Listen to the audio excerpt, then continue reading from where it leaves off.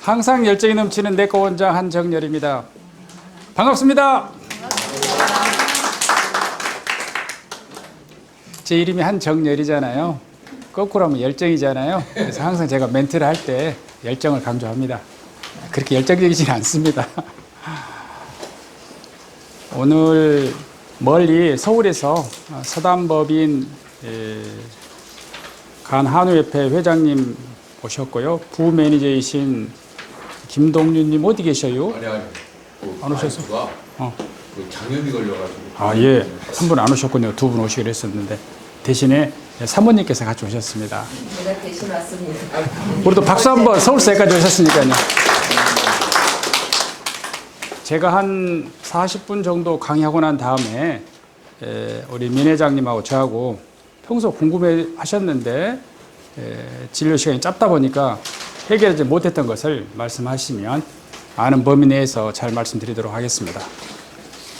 조금 전에 민 회장님께서 하신 이야기를 제가 들어보니까 여기 계신 분 대부분 다 못 알아듣실 것 같아요.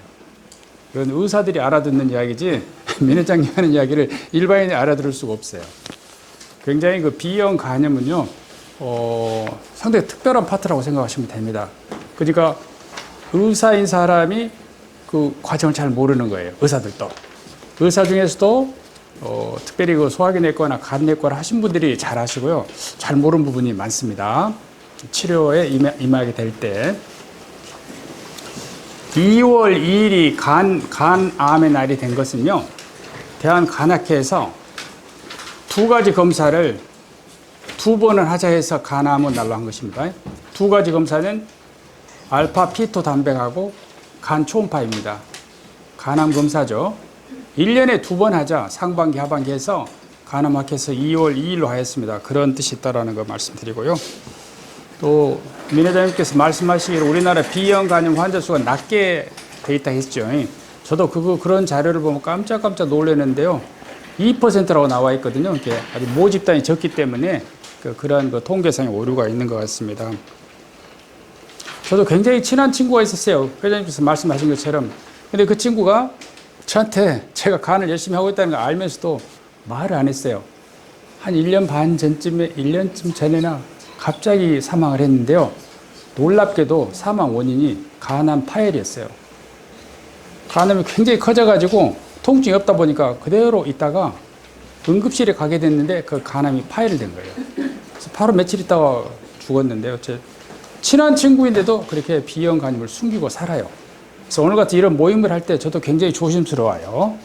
막 오시라고 연락 드릴 수도 없어요. 그래서 일단 참석해 주신 여러분 대단히 감사합니다. 그러면 강의 시작하도록 하겠습니다.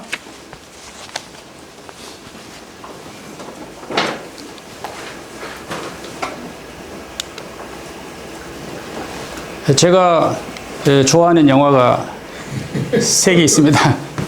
하나가 사운드 오브 뮤직, 또 하나가 배너, 또 하나가 생각이 잘 안 나네요. 글래디에이터. 제가 스케일이 좀 크긴 한가 봐요. 스케일이 큰 영화들을 좋아합니다. 그 중에서 제일 좋아하는 영화가 사운드 오브 뮤직입니다. 우리 그 민 회장님은 여러 가지 음악. 봤어요, 저기요. 찍은데 촬영한데. 아, 그러셨죠? 저도 가봤다는 이야기 하려고 지금 하고 있습니다. 네. 영화가 찍힌 것이 1965년이니까 정말 옛날이죠. 여기가 이제 오스트리아 살츠부르크인데요. 배경을 보면 꼭 우리나라 시골하고 똑같죠. 이거 줄리 앤드류스가 있고 7명의 그 폰트렛 대령의 아들, 딸들이 있죠. 여가 살츠부르크에 있는 미라벨 궁전인데 지금도 가면 그대로 있습니다. 사운드 오브 뮤직에 나온 이 정문이. 여기서 아마 도레미송을 하지 않았나 싶은데 이런 것도 있어요. 청마상, 페가수스상. 자, 줄리 앤드류스가 이 폰트렛 대령의 도레미파 솔라티 7명의 아들, 딸의 가정교사로 들어가게 되겠죠. 수녀 견습생에서 가정교사로 들어가게 됩니다. 그 영화 거의 마지막 부분에서 오스트리아를 이제 탈출합니다. 폰트랩 대령 가정이 왜 탈출하냐 그러면 히틀러가 오스트리아를 침공을 하게 되죠.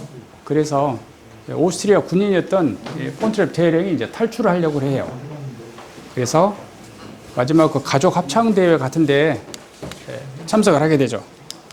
참가를 하고 마지막 이 노래를 부르고 알프스 산맥을 넘고 어디로 탈출하려고 그러냐 그러면요. 미국입니다. 미국. 그래서 이 사운드 오브 뮤직이 미국 사람들이 굉장히 좋아하는 음악입니다. 자, 영화에서 이 장면 혹시 기억하실 겁니다. 폰트랩 대령이 기타를 가지고 에델바이스 노래를 부르거든요. 저도 국민학교 때 그 에델바이스 노래를 영어를 모르면서도 영어로 불렀던 기억이 있습니다. 자, 그러면 한번 제가 엑셀에 퀴즈를 내려고 이렇게 길게 이야기를 하였습니다. 폰트랩 대령하고 줄리 앤드루스가 있고요. 7명의 자녀가 있죠. 이 중에서 노래를 부르지 않고 대역을 쓴 사람이 한 사람 있습니다. 누구일까요? 맞힌 분께는 선물이 있습니다.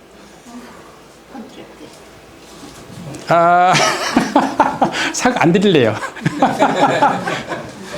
예, 맞습니다. 폰트랩 대령이 그 노래를 부르지 않았습니다. 폰트랩 대령은 그 대역을 사용하였습니다. 우리가 알고 있는 폰트랩 대령이 기타를 치면서 에델바이스를 잘 부르지만 다른 사람이 부른 것입니다. 예, 간의 위치는 우측 상복부여가 있습니다. 그래서 병원에 가서 누워있으면 항상 여기부터 진찰을 이렇게 하잖아요. 의사들이. 그리고 반대쪽을 눌러보죠. 그것은 뭐냐면 간이 일반적으로는 이 늑골 안에 다 들어있어요. 그래서 간이 만져지면 그럼 간이 부은 사람입니다. 간이 만져지면. 그리고 간 경변이 있으면 간의 우엽이 위축이 되면서 간 좌엽이 커져요. 그래서 만져보면 또 커질 수가 있어요. 간 경변이 있어도. 간 경변이 있어도. 그리고 비장에서 간 쪽으로 비정맥을 통해서 혈액이 들어갑니다. 근데 간 경화가 있으면 비장에서 간으로 혈액이 잘 들어오지 못하고 거꾸로 밀리게 됩니다. 그러면서 비장이 커져요. 그래서 비장 종대라고 하는데요. 그래서 진찰할 때 항상 우측, 좌측 상복부를 이렇게 눌러보는 이유는 간이나 비장이 커졌는가 보기 위해서 그렇게 하는 것입니다. 이게 만져지면요, 이상이 있는 겁니다. 2022년도 대한간학회 진료 가이드라인이라는 책자인데요. 우리 대한민국 그 의사들은 치료할 때 이 진료 지침에 따라서 치료를 합니다. 그래서 우리나라는 대한간학회 진료 지침에 따라서 치료를 합니다. 중요한 내과적인 질환을 치료할 때는 반드시 이 진단과 치료 지침에 따라서 치료를 해야 됩니다. 의사가 개인적인 경험을 가지고 치료하는 것은 굉장히 위험한 일입니다. 예전에는 우리가 잘 몰랐을 때는 경험 많은 의사가 좋은 훌륭한 의사라 생각을 했었죠. 그러지 않습니다. 좋은 의사는 이 진료 가이드라인에 따라서 일단 치료하는 의사입니다. 근데 B형 간염 같은 경우는 이 가이드라인을 넘어서 치료해야 된다는 것이 우리 민경윤 회장님의 그 입장이시고 저도 요즘에는 똑같은 입장입니다. 공부를 하다 보니까 그렇습니다. 그래서 우리는 대한간학회 치료 가이드라인에 따라서 치료합니다.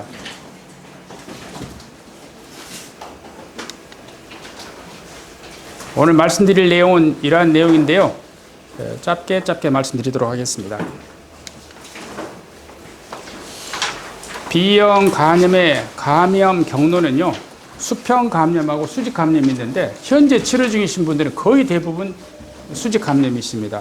제가 최근 몇 년 동안에 한 번도 못 봤어요. 수평 감염을. B형 간염이 있는 사람으로부터 혈액이 넘어와서 B형 간염에 걸린 경우를 못 봤다 그 말입니다. 그만큼 B형 간염은 현재는 다른 사람으로부터 옮겨서 병이 생기기는 어렵습니다. 대부분 다 수직 감염입니다. 민 회장님께서 말씀하셨던 것처럼 1995년에 신생아 태어날 때 B형은 예방접종하는 그런 프로그램이 시작이 되었거든요. 그래서 30세가 넘은 분들은 그 혜택을 못 본 분들입니다. 30세 이후는 B형 간염이 많습니다. 그리고 30세 이내는요, 0.1% 정도밖에 안 될 겁니다. 1000명당 1명. 그 정도밖에 없을 거예요. 우리 병원에서도 30세 이전인데 치료하시는 분이 굉장히 적어요. 거의 대부분 30세 이상이십니다. 그다음에 수평 감염은 다른 사람으로부터서 비형 감염이 혈액이 나의 피로 들어오는 것을 말하는데요. 이런 경우는 최근 굉장히 그 위생관념이 좋아져 가지고 다른 사람이 썼던 것을 한꺼번에 공유하지는 않죠. 그러므로 비형 감염이 수평 감염으로는 옮기지 않습니다.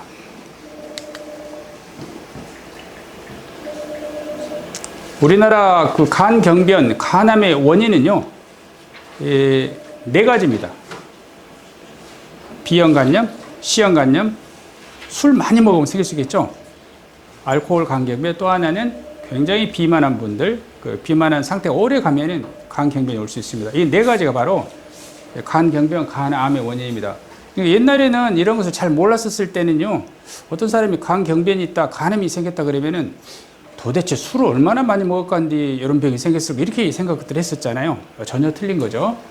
거의 대부분은 B형 간염이 거의 대부분이에요. 실제로는 70%로 되어 있지만 임상에서 보면 이보다 훨씬 높습니다. 80% 그 이상이 아마 B형 간염 때문에 간경변이 오고, 간경변이 오면 또 간암이 발생하기 쉬운 상태가 되는 것입니다.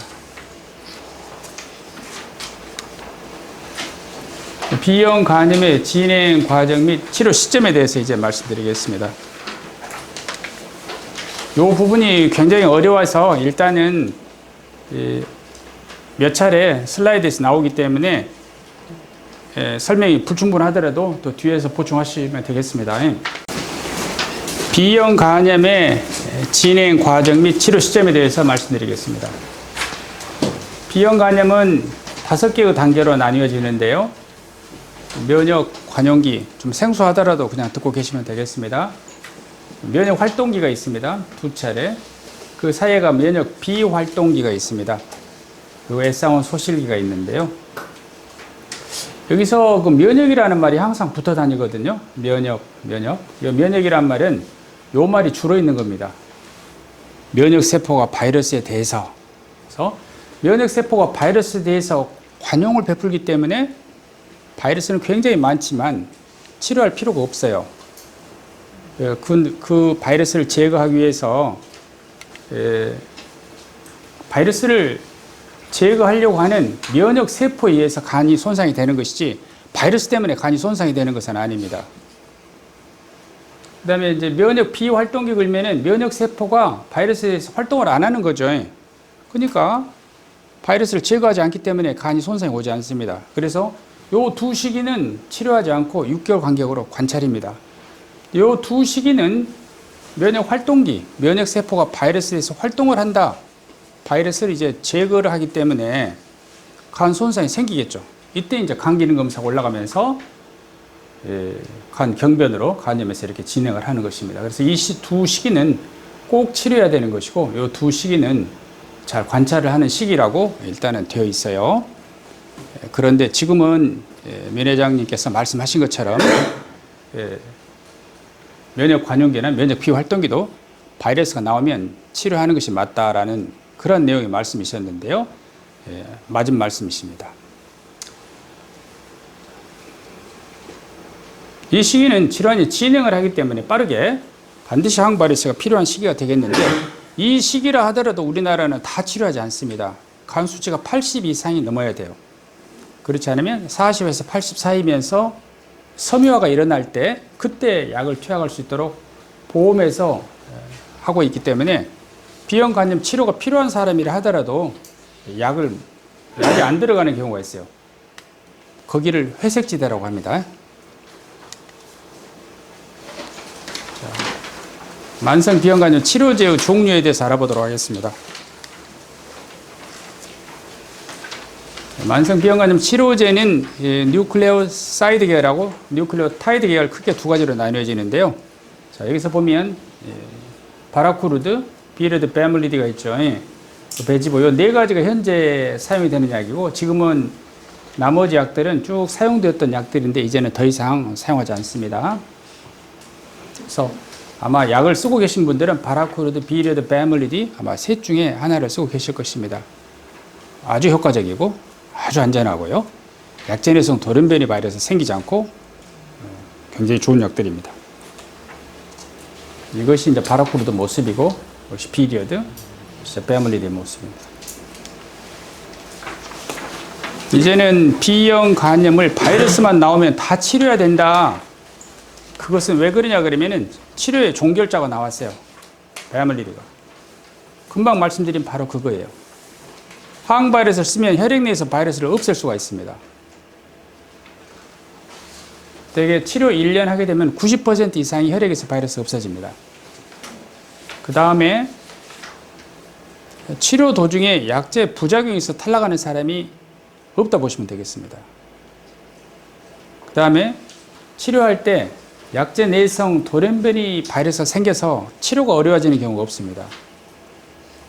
그 다음에 약값이 저렴하다는 것도 장점이 되겠습니다. 그러니까 B형 간염 바이러스가 나오는데 치료하지 않을 이유가 하나도 없어져 버린 거예요. 바이러스 없애야만이 간 손상이 없을 테니까요. 그래서 바이러스가 없어지고 약제 부작용이 없고 약제 내성 돌연변이 바이러스 생기지 않고 약 가격까지도 저렴하다라는 것이죠. 내성이라고 하는 것은 내성균 이야기 많이 들어보셨죠? 항생제를 쓰는데 그 균이 항생제를 이겨버리는 거예요.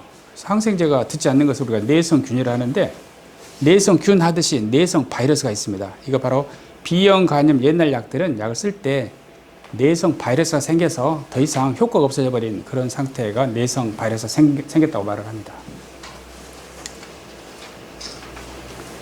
자, 우리가 많이 먹고 있는 이런 항바이러스 작용 부위는요, B형 간염 모식도인데요.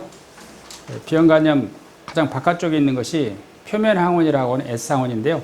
S항원이 혈액에서 6개월 이상 양성이면 우리가 만성 B형 간염 그렇게 이야기합니다. 그리고 바이러스는 DNA 바이러스하고 RNA 바이러스가 있죠. B형 간염 바이러스는 DNA 바이러스입니다. 그래서 DNA를 똑같은 걸 찍어내야지 복제를 해서 증식을 할 수 있겠죠. 증식하는데 필요한 효소가 DNA 폴리머라제라고 하는, 옛날에는 우리 독일식으로 많이 읽었어요. 폴리머라제. 지금 영어식으로 다 있죠. 폴리머레이스. 이걸 억제를 해요. 똑같은 DNA를 찍어내지 못하도록 합니다. 그렇게 함으로써 B형 간염 바이러스 증식을 하지 못하기 때문에 혈액 내에서 바이러스가 없어지는 거예요. 1년이면 대개 한 90% 이상에서 바이러스 없어지게 됩니다. 그러면 바이러스에 의한 간 손상이 이제 없어지게 되는 것이죠. 작용 부위는 똑같은 바이러스를 찍어내는 DNA 중합 요소를 억제하는 것이다.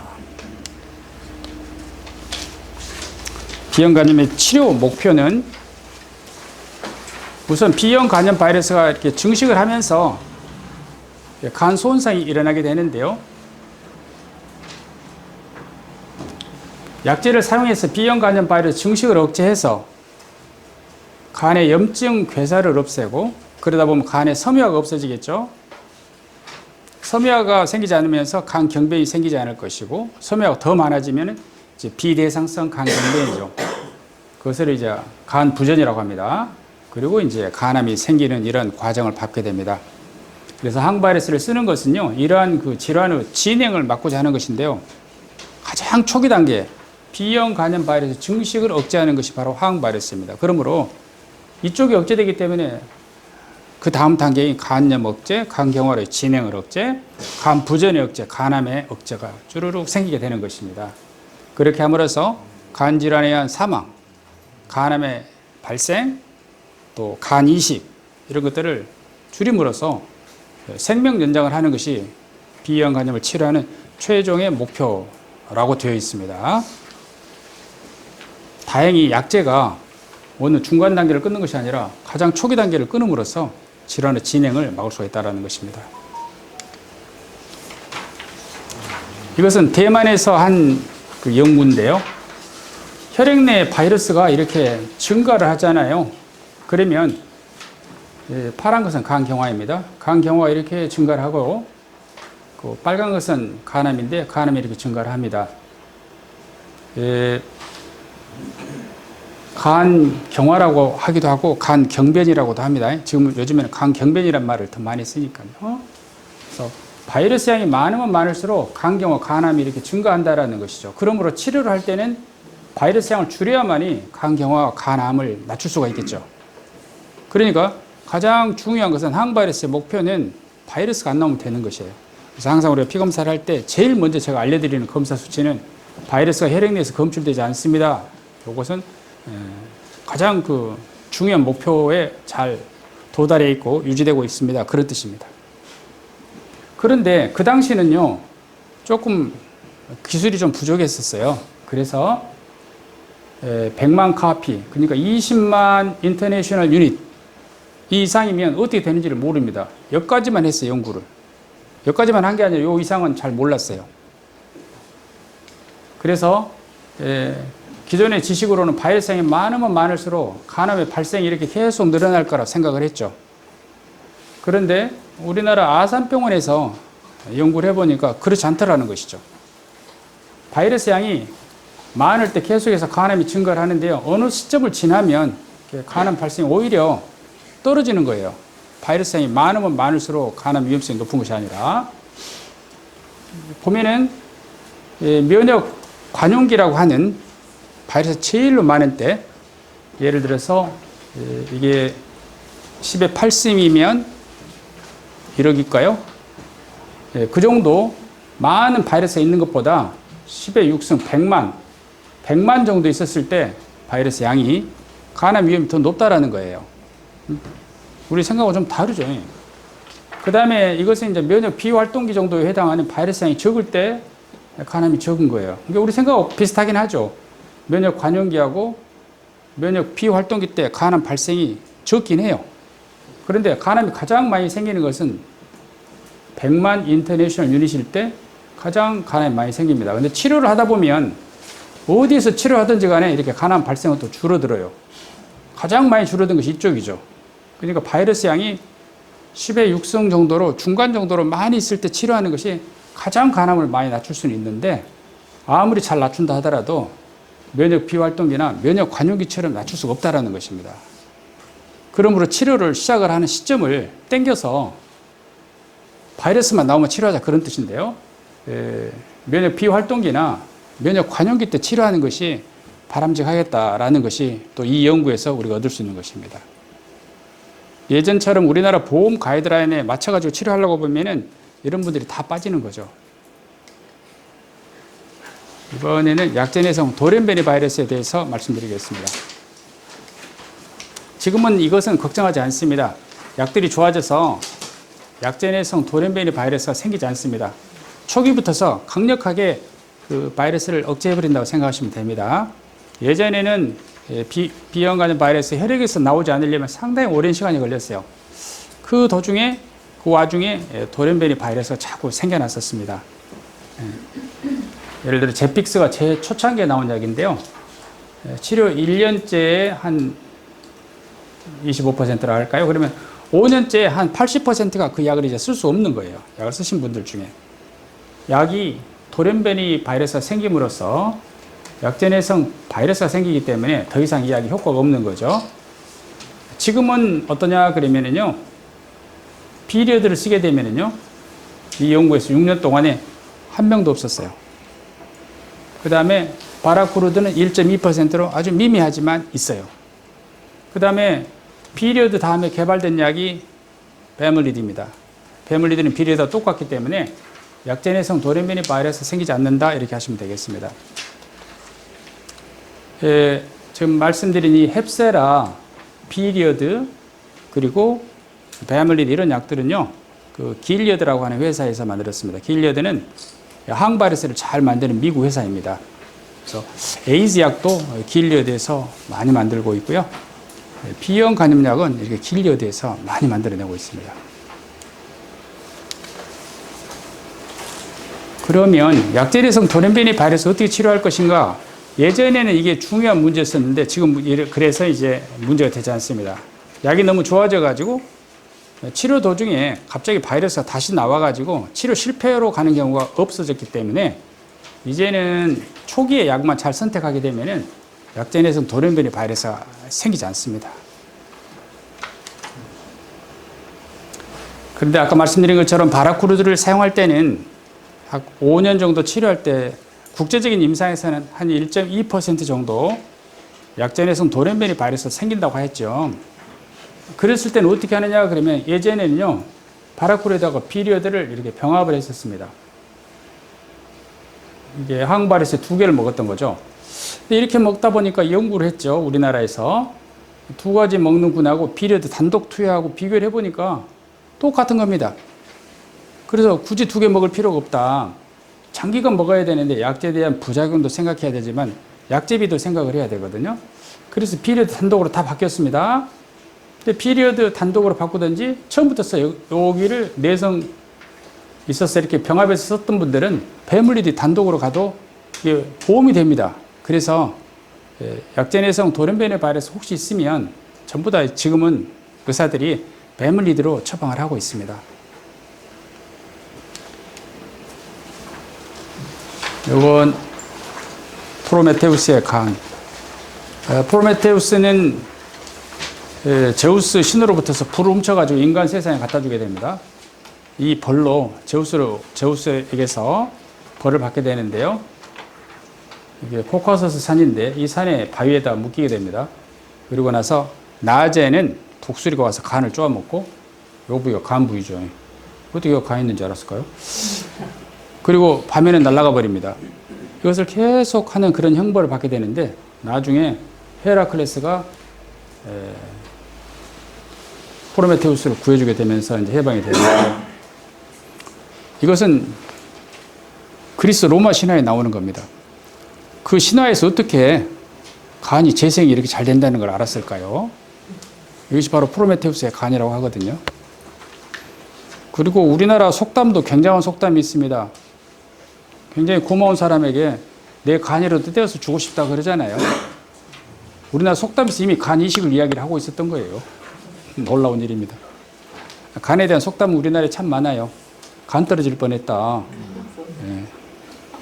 간이 부었다. 간이 배 밖으로 나왔다. 놀라서 깜짝 놀랐다. 간이 콩알만해졌다. 하여튼 우리나라 간 관련해서 속담이 참 많아요.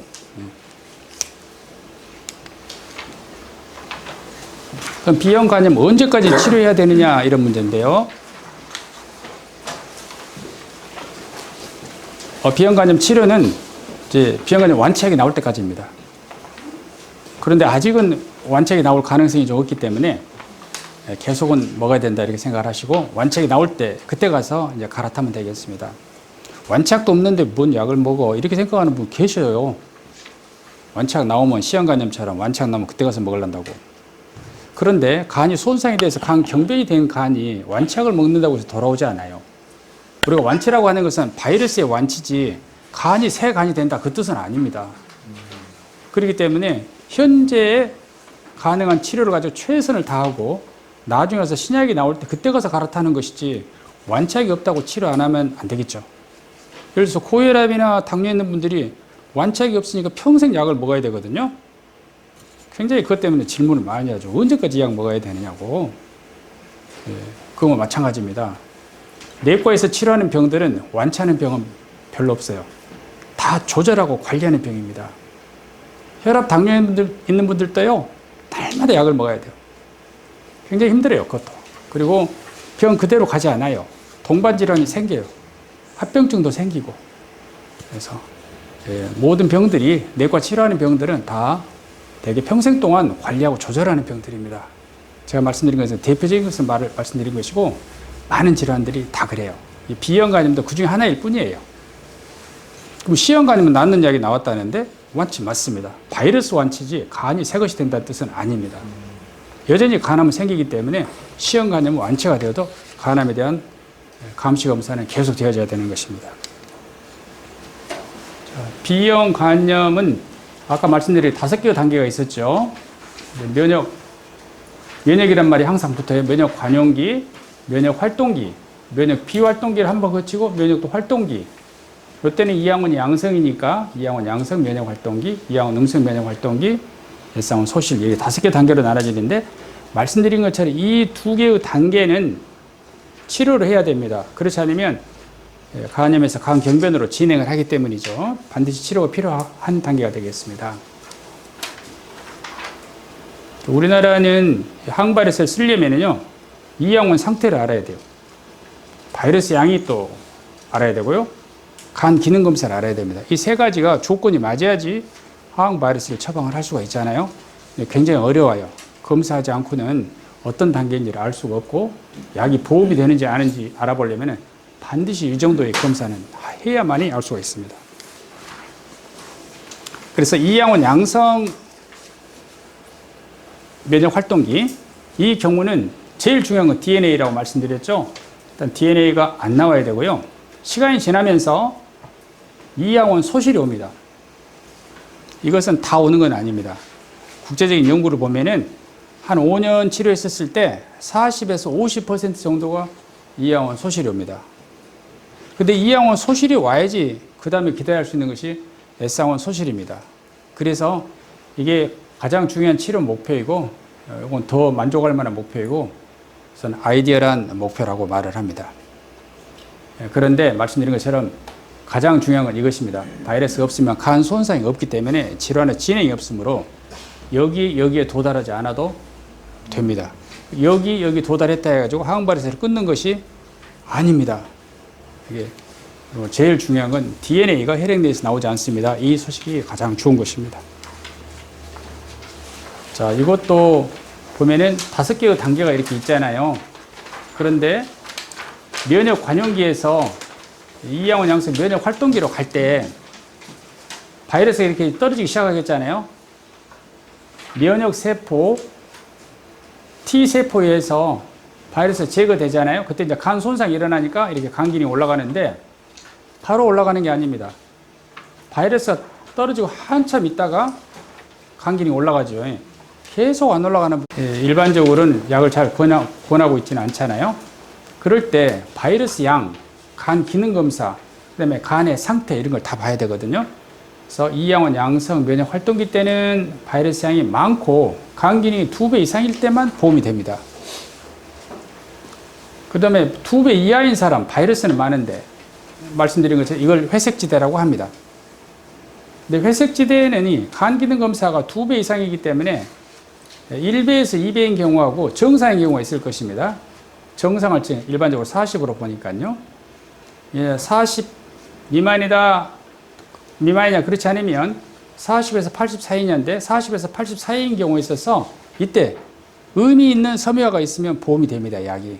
그것을 하기 위해서 바로 필요한 것이 섬유화 스캔이잖아요. 섬유화 스캔을 해서 의미 있는 섬유화가 있다 그러면은 이때 약이 들어갈 수가 있습니다. 그러니까 어떻습니까? 어렵죠. 보험 자체도 굉장히 어렵습니다. 어떤 단계이냐에 따라서 보험으로 약을 쓸 때 DNA하고 간 기능 검사, 섬유화 정도를 다 만족해야만이 보험이 되는 것입니다. 그런데 하여튼 작년 3월 1일부터 좋은 점은 간 경변이 있으면 누구나가 다 항바이러스를 처방받을 수 있게 되었습니다. 예전에는 그때도 2,000 단위 이상일 때만 보험이 됐었거든요. 그래서 이제 간 경변이 있으면 다 치료한다. 그런데 그보다 훨씬 더 일찍 이러한 이야기를 하신 분이 우리 민경림 회장님이세요. 간 경변이 아니라 간염도 그렇게 치료해야 된다. 근데 지금 가이드라인은요, 민 회장님이 수년 전부터 이야기했던 그 내용이 이제 가이드라인에 실리기 시작하는 거예요. 볼까요? 이것이 바로 그 간 전문가들의 치료 권고안입니다. 간 전문가들의 치료 권고안은 우리나라 같이 치료해서는 안 된다라는 거죠. 너무 늦다. 그래서 간 경변은 다 치료한다고 했으니까 이제 간 경변은 아니고 간염의 경우에 있어서 그냥 혈액 검사로 바이러스가 2,000 단위 이상이고 나이가 30 이상이면 다 치료하라 이렇게 돼 있어요. 바이러스 양이 2,000 단위만 넘으면. 그러면 면역 관용기가 30 이상이다 그러면 어떻습니까? 바이러스 양이 엄청 많고 나이가 30 이상이면 바로 치료해야 되겠잖아요. 그래서 지금 현재는 이것들이 바로 전 세계적인 여러 간 전문가들의 권고안이에요. 우리나라에서는 아산병원의 그 임영석 교수, 이분이 굉장히 우리나라의 파이어니어격인데요. 이분께서 말씀하시고 여러 간 전문가들이 이렇게 치료해야 된다라고 말합니다. 그러니까 비형 간염이 간 염을 일으키고 간 경화가 되고 섬유화가 많이 쌓이고 섬유화에서 간암이 생기죠. 이걸 예방하는 것이 우리나라 현재의 약제 보험 지침이에요. 근데 B형 간염이 간암을 일으키는 것은 꼭 그 과정만 있는 게 아니라 B형 간염 바이러스 그 자체가 바로 간암 바이러스입니다. 암 바이러스예요. 자궁암 바이러스 있죠. 우리 몸에 암을 일으키는 바이러스 두 가지가 있어요. 자궁암 일으키는 유두종 바이러스, 또 B형 간염 일으키는 B형 간염 바이러스거든요. 이 자체가 바로 이 암을 일으킬 수 있는 간암 유발 바이러스이기 때문에 이걸 제거해야 된다는 것이죠. 그래야만이 간암을 예방할 수 있을 것이다. 그래서 일반적인 경로로 간경변이 와서 간암이 생기는 것을 한 60에서 80% 설명합니다. 그 다음에 그런 거 말고 그냥 간암이 생기는 경우, 예를 들어서 간경변이 없는데 간암이 있는 경우도 있잖아요. 소아 간암도 있고 이런 것은 바로 바이러스가 암을 유발하는 바이러스이기 때문에 바이러스 증식을 바로 억제해야 된다는 것이죠. 이 정도는 해야 되겠다라는 건데요. 자, 그런데요, 중국은요, 중국은 더 놀랍게도 간염의 경우에 있어서 바이러스가 2천이 아니에요. 바이러스가 검출되고 30세 이상이면 치료하자 이렇게 바뀌어버렸어요. 우리나라 간경변하고 똑같죠? 우리나라 간경변이 바이러스가 나오면 치료하자거든요. 근데 나이 기준은 있죠. 30 이상이면. 그래서 지금 치료하는 대부분은 다 30세 이상입니다. 1995년에 비형간염 예방접종을 신생아가 태어날 때 바로 시작을 하거든요. 그렇기 때문에 30세 이전은 비형간염이 지금 없다고 보시면 돼요. 그러므로 거의 치료받고 있는 거의 대부분은 30세 이상이거든요. 그래서 거의 대부분 다 치료해야 된다. 그런 이야기입니다.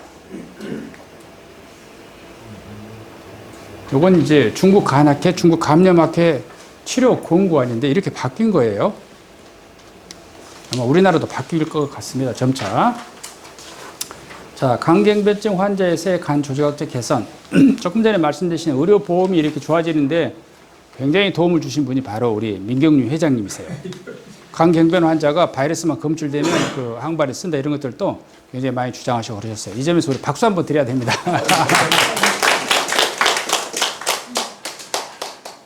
우리 민 회장님께서는 제가 알고 있기를 현대 엘리베이터에 있었어요. LG 엘리베이터 부사장까지 하셔서 그런지 굉장히 그 멀리 앞을 잘 보시는 것 같아요. 사업가들은 좀 다른 것 같습니다. 그래서 본인이 8년 전쯤에 간암을 앓으셨을 때부터 간에 대한 공부를 엄청 많이 해가지고요. 의사보다 더 많이 알아요. 그래서 의사인 우리는 초청 안 하면서 어제 초청받아갖고 간암 행사에 다녀오셨다 하잖아요. 그래서 정말로 파이어니어이십니다. 자, 그 다음에 제가 제일 좋아하는 강의 제목입니다. 간경변 환자에서의 간 조직학적 개선. 이거 말씀드릴게요. 네, 율리우스 시저죠. 율리우스 시저가 이쪽 로마 북쪽에 있는 갈리아 지방을 다 점령하고 난 다음에 이제 로마로 들어오는데 로마 원로원에서 저대로 들어오면 시저 것이 되겠죠. 그래서 무장 해제를 하고 들어오라 했어요. 내가 이제 루비콘 강이 있거든요. 로마하고 갈리아 지방을 나누는. 이 루비콘 강을 건너면은 건널 수 없는 강을 건넌 것입니다. 이제 반역자가 되는 거예요. 무장 해제하지 않고. 근데 시저는 무장 해제 없이 그냥 들어갑니다. 그랬더니 이제 그때 삼두 정치를 하고 있었던 사람 중에 한 사람인 누굴까요? 삼두 정치 중에 한 사람이 있었습니다. 생각나면 또 말씀드리겠습니다. 아주 도망가 버리고 시저가 원로원을 장악하게 됩니다. 여기 로마 가보신 분들 이거 다 요거 보셨을 거예요. 포로 로마노. 저 뒤쪽에 보면은요, 살짝 보이죠? 그 옛날 2000년 전에 로마에서 전화기로 건물을 세웠더라고요. 전화기로. 콜로세움. 콜로세움. 자, 제가 제일 좋아하는 강의 제목이라 했죠. 비리어드의 간경변 개선 효과에 대해서 말씀드리겠습니다. 그래서 조금 전에 말씀드린 것처럼 간경변은 돌아올 수 없는 강을 건너버렸어요. 옛날에는 간경변입니다 진단하고 나면은 한 6개월 후쯤에 오시면 복수가 차 있든지 황달이 와 있든지 이렇게 좀 더 있으면 이제 토혈해가지고 응급실로 오신다 이랬었거든요. 지금은 근데 그런 분이 없어요. 없어요. 예, 매니저님께서 말씀하신 것처럼 B형 간염이 이렇게 간경변, 비대상성 간경변으로 사망하는 경우는요, 한 10%나 밖에 안 될 겁니다. 지금의 사망 원인의 90%는요, 간암이에요. 완전히 바뀌어버린 것입니다. 옛날하고는. 그걸 바꾸게 된 것이 바로 항바이러스가 중요한 역할을 한 것입니다. 모든 병들은 유병 기간이 중요합니다. 당뇨, 혈압 아무리 조절 잘 되는 것 같아도요, 여전히 위험합니다. 당뇨, 혈압을 가지고 오래 살면 결국 뇌졸중이나 심장마비의 위험이 점차 증가하는 것이에요. 마찬가지죠. B형 간염도 항바이러스에서 간경변에 의한 이러한 간 관련 사건은 줄어드는데 간암의 위험성은 점차가 나이가 들어가면서도 유병 기간이 길어지기 때문에 점차 증가를 해요. 네, 그래서 간경변이 개선된다는 것이 정말 중요한데요. 보겠습니다.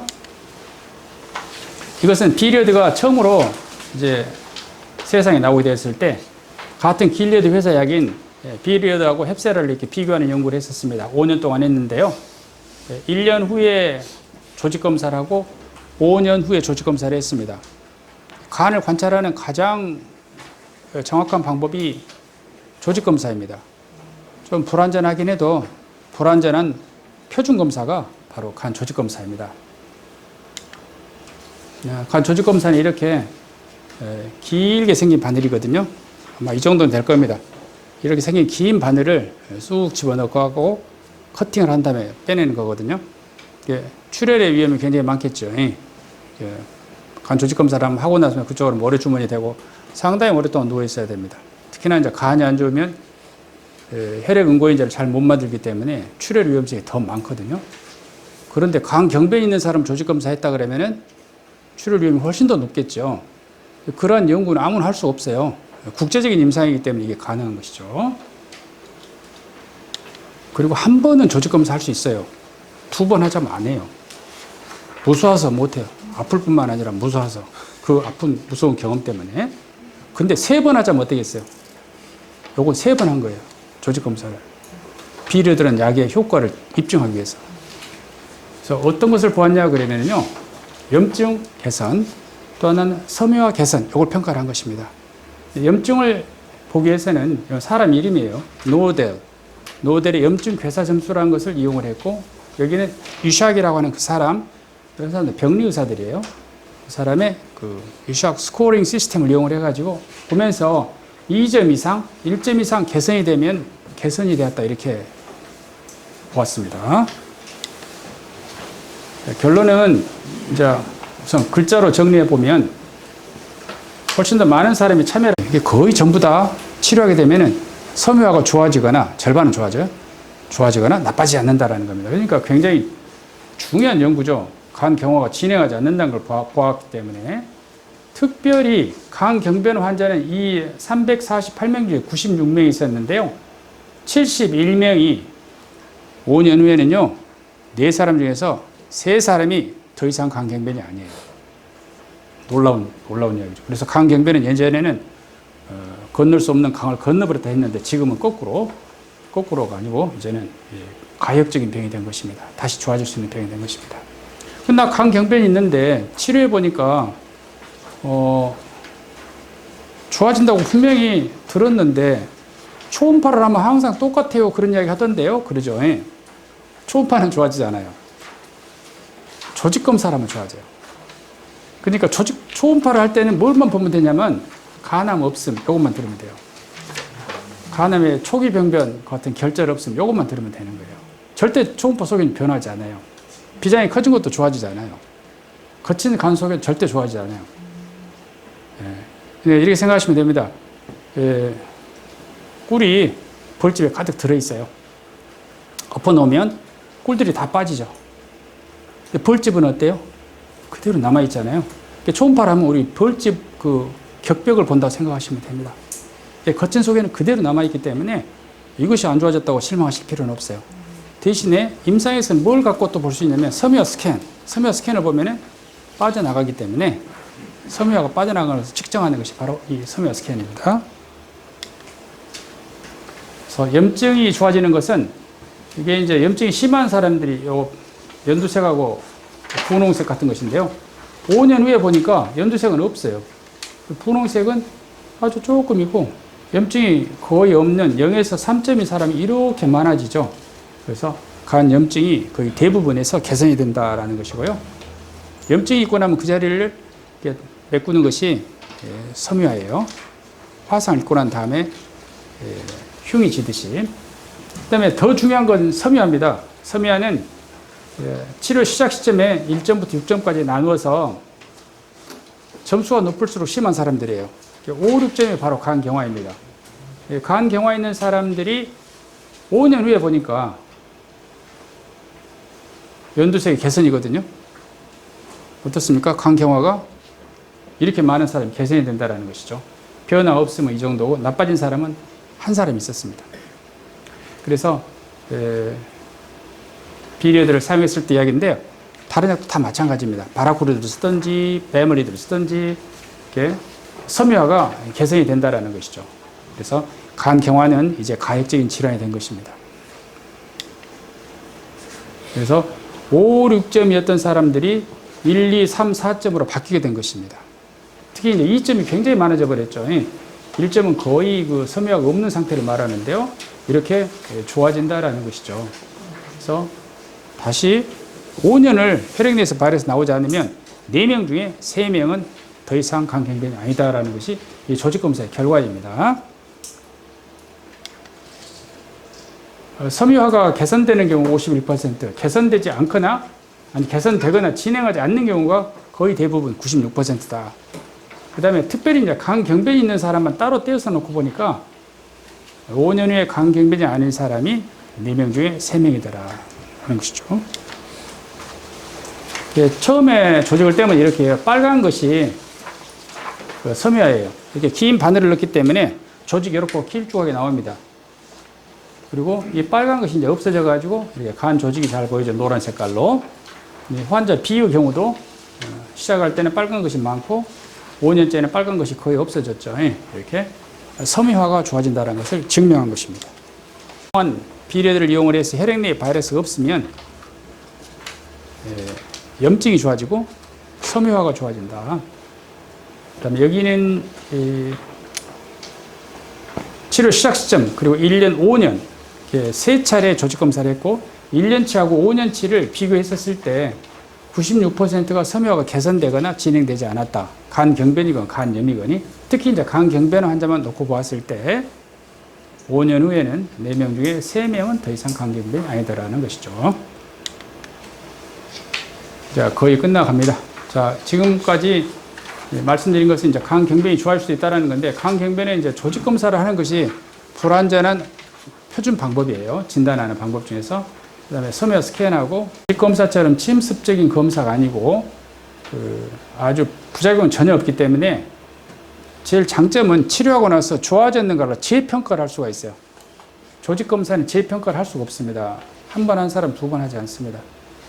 검사 면적도 약 100배 정도 더 조직 검사보다 넓은 면적을 검사를 합니다. 이렇게 하죠. 늑간에다 대놓고 때리면 느껴요. 약간 무엇이 지나가는 느낌을. 강한 그 탄성파를 보내거든요. 그래서 간내를 이렇게 지나가는 초음파 속도로 구하게 되는데요. 초음파가 이렇게 지나가는 속도라기보다는 지나갔다가 돌아오는 속도를 측정을 합니다. 그러니까 공을 여기서 놓았을 때 아래가 시멘트 바닥이면 많이 튀어오르겠죠. 돌아오는 속도를 측정하는 게 섬유화 스캔이에요. 이렇게 빨리 올라오면 간에 딱딱한 것이 많다는 뜻이죠. 간 경변이에요. 딱 빨리 올라와 버리면. 근데 공을 놨는데 아래가 모래예요. 그러면은 튀어오르지 않겠죠. 초음파 속도가 굉장히 늦어요. 이건 굉장히 늦은 거죠. 이 사람은 지금 간 경변이 없는 거예요. 그래서 돌아오는 초음파의 속도를 보고 섬유화 정도를 측정하는 것입니다. 오늘 제가 말씀드린 내용은 이런 내용으로 말씀드렸고, 제일 제가 강조한 것은 간경변 환자에서 간 조직학적 개선이고, 그리고 현재 우리나라 의료보험은 이러이러한 사람만 치료한다라고 딱 카테고리를 지어놔서 치료하기가 매우 어렵다. 보험으로. 보험이 아니면 뭐 상관없죠. 그래서 많은 분들이 현재로서는 무슨 대안이 없으니까 비형 간염을 치료하는 데 있어서 항바이러스제 말고는 식이요법으로 어떻게 한다고 이런 게 없으니까 항바이러스를 통해서 혈액 내에서 바이러스를 완전히 제거함으로써 질환의 진행을 막고, 그렇게 함으로써 간 경변, 더 진행한 간 부전, 간암이 생기는 것을 막는 것이 필요하겠습니다. 이상입니다.